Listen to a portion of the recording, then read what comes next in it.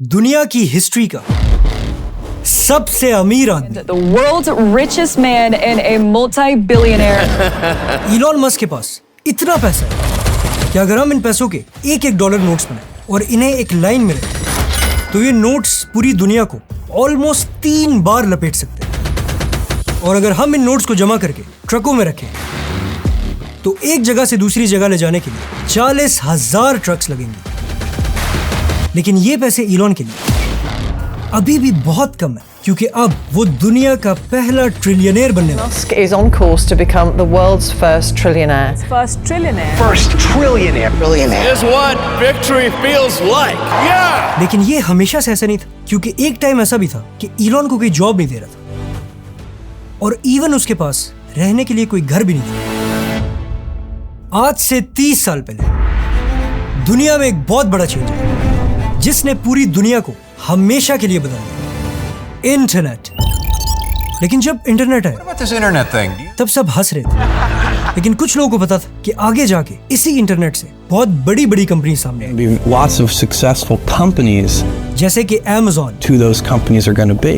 Google It's the idea that matters. और Yahoo जैसी company Lucky part of the जो आज भी टॉप पर है। और इलॉन ने भी इन जैसी इंटरनेट कंपनीज में जॉब के लिए अप्लाई किया At first, I tried to get a job at और Netscape. इवन के अपनी सीवी लेके एक बहुत बड़ी इंटरनेट कंपनी के ऑफिस के बाहर खड़ा Sent रहा। my resume and I tried hanging out in the lobby, but I was too shy. लेकिन कोई रिस्पॉन्स नहीं आया। And they didn't respond to me. अब हर जगह से रिजेक्ट होने के बाद इलॉन के पास सिर्फ एक ही ऑप्शन था कि अपनी कंपनी बनाए। I guess I'll have to start a company. लेकिन कंपनी बनाना कोई इतना आसान काम नहीं है, It's difficult.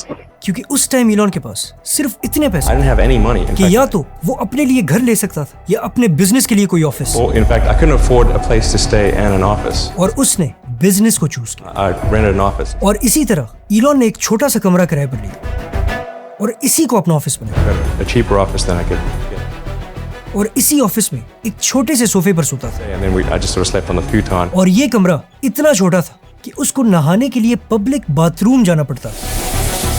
और इसी छोटे कमरे से इलॉन और उसके भाई किम्बल ने अपनी पहली कंपनी Zip2 बनाई, And I decided to start the company. I had जो आज बिल्कुल गूगल मैप्स की तरह है।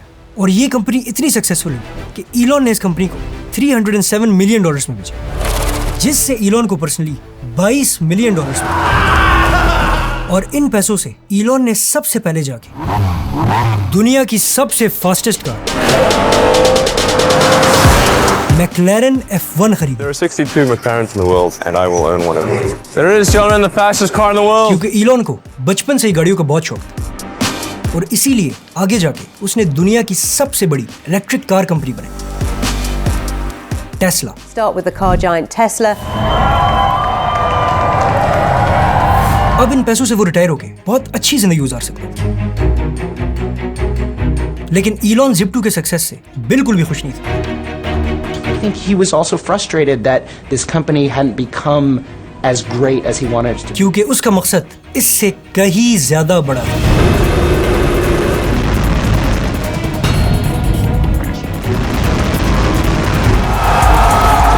और इलॉन ने अपने सारे पैसे लगाकर दुनिया में पहली बार ऑनलाइन पैसे भेजने वाली कंपनी बनाई, PayPal. So this is an ATM. What we're going to do is transform the traditional banking industry. ये बिल्कुल पाकिस्तान में इजी पैसा या इंडिया में पेटीएम की तरह थी। पेटीएम करो। और कुछ ही महीनों में पेपैल के लाखों कस्टमर्स बन गए और ये कंपनी भी इलॉन ने $1.5 बिलियन में बेची, The sale of PayPal to eBay. जिससे उसको एक बार फिर $180 मिलियन मिले। अब ये इतना ज्यादा पैसा है कि अगर आप हर दिन 30 लाख रुपए खाएं तब भी पूरी जिंदगी आसानी से गुजर जाएगी। लेकिन इलॉन के पास जब इतने पैसे आए तो उसने इनको सेव करने के बजाय अब वो कुछ ऐसा करने वाला था What we call the secret master plan. जिससे इंसानों का फ्यूचर हमेशा के लिए बदलने वाला था। क्योंकि आज से लाखों साल पहले जब दुनिया में कोई इंसान नहीं था और हर तरफ बड़े बड़े डायनासोर्स थे, तब एक बड़ा सा पत्थर दुनिया से टकरा और बहुत बड़ा धमाका हुआ।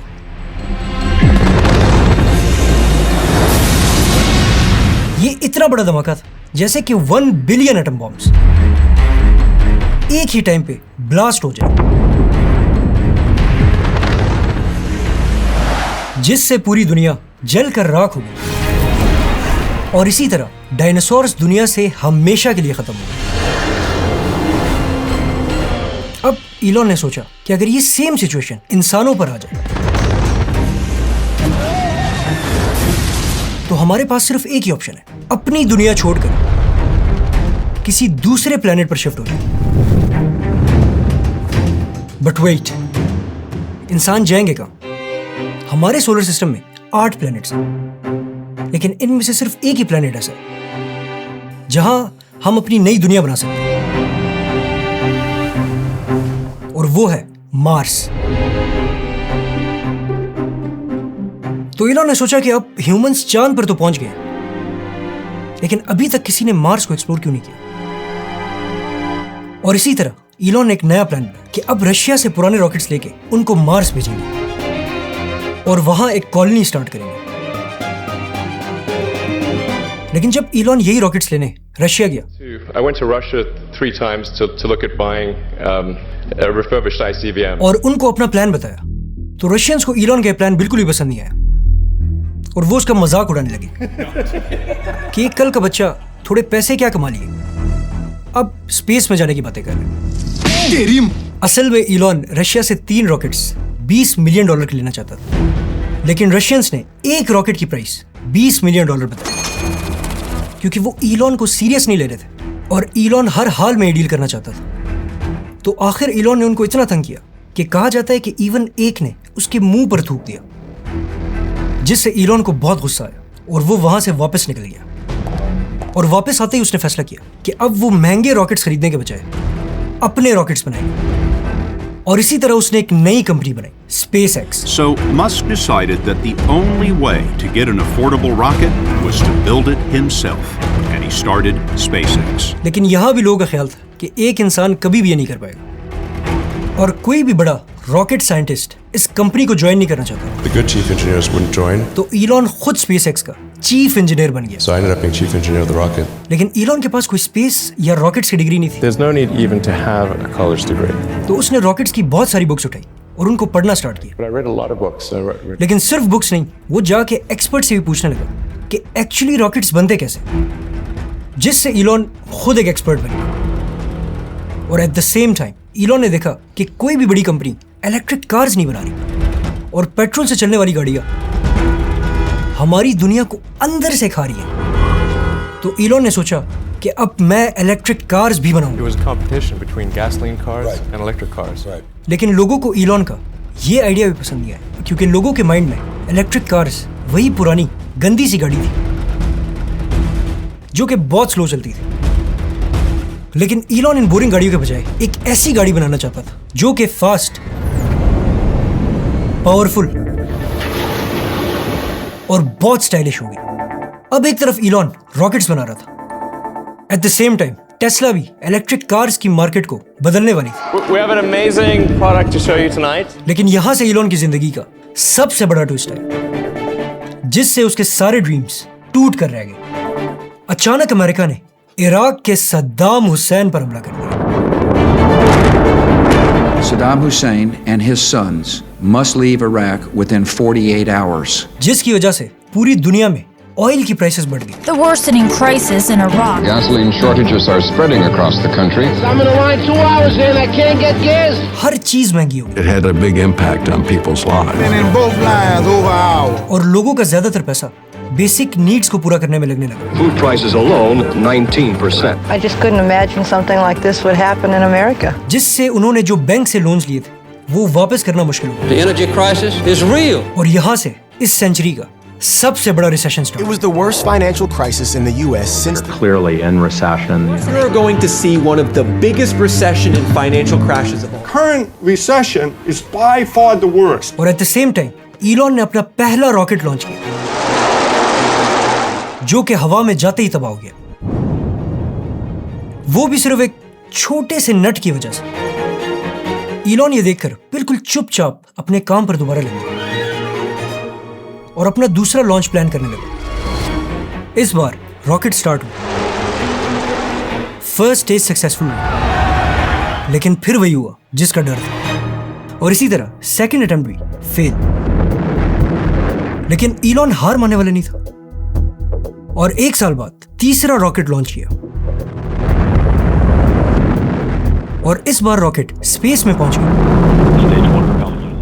जिससे स्पेसएक्स के ऑफिस में सब चीखने लगे और ईलॉन हिस्ट्री बनाने के बहुत करीब था। लेकिन एक छोटी सी गलती की वजह से इस बार भी रॉकेट तबाह हो गया और इन 3 फेलियर से ईलॉन मस्क के $100 मिलियन बर्बाद हो गए। I was very sad to see that. और सिर्फ ये नहीं था, ईलॉन की दूसरी कंपनी टेस्ला ने भी पिछले 6 सालों में सिर्फ 20 गाड़ियां बेची थी। तो अभी स्पेसएक्स के पास सिर्फ कुछ महीनों के पैसे बचे और टेस्ला के पास कुछ दिन, और कोई भी इन्वेस्टर पैसे देने के लिए तैयार नहीं था। अब ईलॉन के पास सिर्फ एक ही ऑप्शन था कि सारे पैसे एक कंपनी में लगा के उसको बचाना। लेकिन इसका मतलब ये होगा कि दूसरी कंपनी 100% खत्म हो जाएगी। लेकिन ईलॉन मस्क ने कहा कि एक कंपनी की मिसाल एक बच्चे की तरह होती है जिसको आप बड़े प्यार से बड़ा करते हैं, और कैसे एक माँ एक बच्चे को खाना खिलाए और दूसरे को भूख से मरता हुआ देखे। तो ईलॉन ने विदाउट वेस्टिंग एनी टाइम अपना घर और गाड़ी बेच के जितने भी पैसे आए उनको दोनों कंपनीज में लगा दिए। ईलॉन का भाई किम्बल, जिसको खुद रिसेशन की वजह से बहुत बड़ा नुकसान हुआ था, उसने भी अपने सारे पैसे टेस्ला में लगा दिए। जैसे ही स्पेसएक्स का तीसरा लॉन्च फेल हुआ, तब ईलॉन ने सबकी तरफ देखकर कहा कि मैं हार नहीं मानूंगा, एंड आई मीन नेवर। ये वही ईलॉन था जो आज से कुछ साल पहले इतना बीमार हुआ कि डॉक्टर्स ने उसको सिर्फ 24 घंटे का टाइम दिया, और ईलॉन ने उन 24 घंटों में बैंक के साथ एक डील की और $100 मिलियन की इंश्योरेंस ली और कहा कि अगर मैं मर जाऊं तो मेरे सारे पैसे मेरी कंपनी को दिए जाएं। मतलब कि मैं तो मर जाऊंगा लेकिन मेरी कंपनी हमेशा के लिए जिंदा रहेगी। और उस टाइम स्पेसएक्स का एक एम्प्लॉई कहता है That motivates pretty much everybody there at SpaceX. कि ईलॉन की इन बातों से हम इतना इंस्पायर हुए कि उसकी लीडरशिप में हम जहन्नम भी जाने के लिए तैयार थे। अब इसी के साथ ईलॉन ने 4th लॉन्च का ऑर्डर दिया, लेकिन पैसे ना होने की वजह से वो एक पुराना रॉकेट यूज करने वाले थे।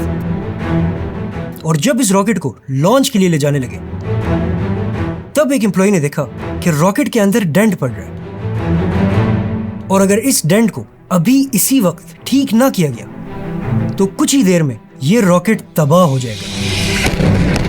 तो वो बहुत बहादुरी से अपनी जान को खतरे में डाल के रॉकेट के अंदर घुस गया और उसको ठीक कर लिया। और अब सारी नजरें सिर्फ एक चीज पर थी, स्पेसएक्स का चौथा और आखिरी launch. Attention all flight crew members, this is the final go-no-go poll for operations. Rocket start हुआ और कंट्रोल रूम में एकदम खामोशी। फर्स्ट स्टेज सक्सेसफुल, लेकिन अभी भी सब चुप थे। सेकंड स्टेज सक्सेसफुल, अब सब थर्ड स्टेज को देख रहे थे और सबकी सांसें रुक गई। This is bad. और एकदम सब चीख उठे।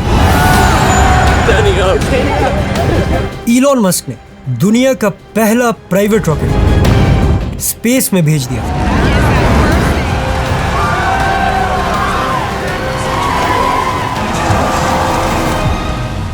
और यहां से ईलॉन मस्क की किस्मत बदल गई। ईलॉन कहता है कि मैं एक दिन अपने फैमिली के साथ बैठा हुआ था और अचानक मुझे कॉल आई। ये कॉल नासा की तरफ से थी और नासा ने ईलॉन को $1.5 बिलियन का कॉन्ट्रैक्ट दिया। ईलॉन को कुछ समझ नहीं आया और उसने बस फोन पे बोला कि I just blurted out, I love you guys. और अब ईलॉन की स्पेसएक्स आसमान पर पहुंच गई और at the same time Tesla भी ट्रैक पर आ गई। लेकिन ईलॉन यहां नहीं रुका और कुछ ही साल बाद एक नई कंपनी बनाई जिसका नाम है OpenAI।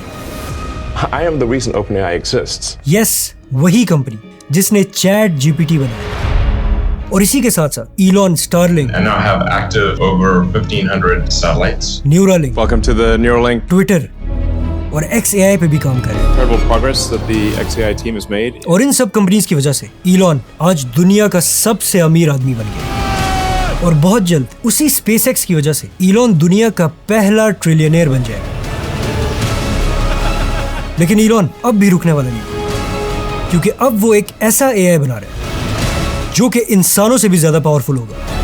लेकिन क्या एक एआई सच में इंसानों से ज्यादा पावरफुल हो सकता है? सब्सक्राइब।